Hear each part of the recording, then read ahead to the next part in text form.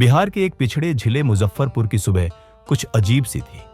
धुंध में लिपटा सूरज, मिट्टी की खुशबू और गलियों में बैलगाड़ियों की चरचराहट। बाजार अभी पूरी तरह जगा नहीं था, लेकिन एक ठेला पहले ही सड़क किनारे लग चुका था। ठेले पर बैठी 20 साल की प्रिया यादव, दुबली पतली सी लड़की, मगर चेहरे पर मेहनत की चमक और आंखों में खुददारी की झलक। 2 साल से वह रोज सब्जियां बेचती थी। मां बीमार, पिता गुजर चुके थे और 2 छोटे भाई स्कूल जाते थे। घर का इकलौता सहारा वही थी। प्रिया हर रोज सुबह 4 बजे उठती, सब्जी मंडी जाती, बोरी उठाती और साइकिल से ठेला खींचकर बाजार पहुंचती। वह लोगों से हंसकर बात करती, बच्चों को रियायत देती, लेकिन किसी से भीख नहीं मांगती। एक दिन वह रोज की तरह सब्जी बेचने में व्यस्त थी कि एक तेज रफ्तार पुलिस जीप उसके ठेले के पास आकर रुकी। गाड़ी से उतरे इंस्पेक्टर विक्रम सिंह, चौड़ी छाती, घनी मूछें और आंखों में ताकत का घमंड। वर्दी उसके लिए सेवा का नहीं, ताकत का लिबास थी। इंस्पेक्टर ने बिना कुछ कहे सब्जियों की ओर हाथ बढ़ाया और आलू, टमाटर, हरी मिर्च और नींबू की थैलियां बनाकर अपने ड्राइवर को पकड़ा दी।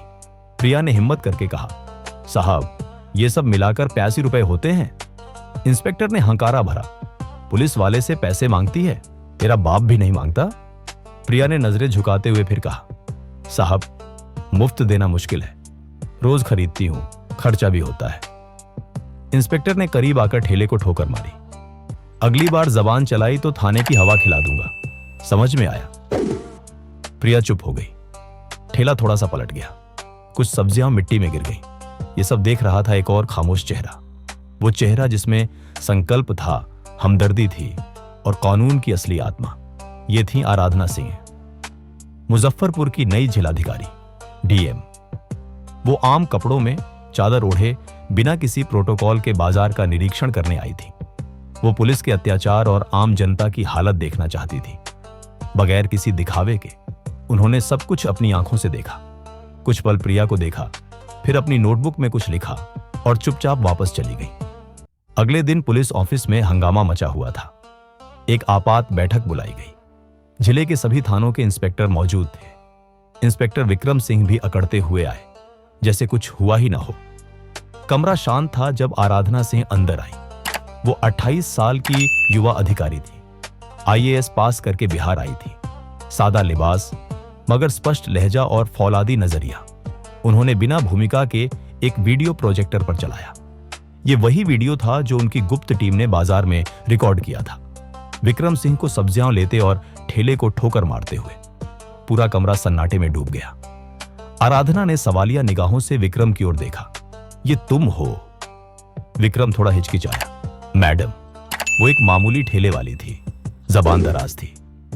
आराधना की आवाज तेज हो गई। मामूली? कानून में मामूली कौन है, ये तुम तय नहीं करोगे। जो मेहनत से जीता है वो इज्जत के लायक है। तुमने वर्दी की बेइज्जती की है, औरत की बेइज्जती की है और कानून की बेइज्जती की है। फिर उन्होंने एक आदेश पर साइन किया। इंस्पेक्टर विक्रम सिंह को तत्काल निलंबित किया जाता है और उनके खिलाफ सरकारी अधिकारों के दुरुपयोग, बदतमीजी और बदसलूकी पर विभागीय जांच की जाएगी। कमरा सन्न रह गया। विक्रम का चेहरा पीला पड़ चुका था। 2 दिन बाद आराधना सिंह खुद प्रिया यादव के घर गई। प्रिया एक छोटे से कच्चे मकान में सब्जियों की छंटाई कर रही थी। आराधना ने अंदर कदम रखा तो प्रिया हैरान हो गई। डीएम साहिबा, आप? आराधना ने कहा, हां, तुम्हारे घर आई हूं, क्योंकि न्याय सिर्फ दफ्तर में नहीं होता, वहां होता है जहां अन्याय हुआ हो। प्रिया की आंखें नम हो गईं। आराधना ने पर्स से एक लिफाफा निकाला। यह तुम्हारे नुकसान की भरपाई नहीं, लेकिन तुम्हारे हौसले की सराहना है।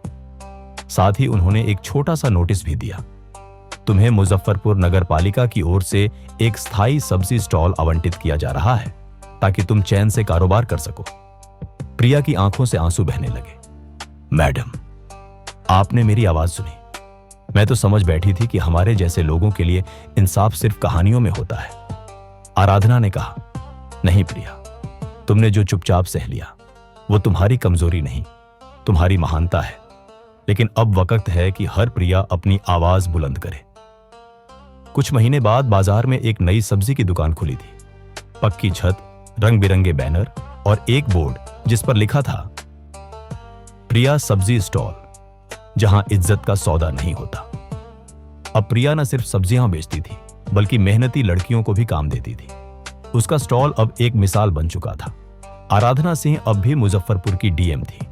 हर दिन उनकी मेज पर दर्जनों फाइलें आती, लेकिन जब भी प्रिया की दुकान से गुजर होती, वो मुस्कुराकर कहती, ये वो न्याय है जो कागजों से नहीं, दिलों से जीता जाता है।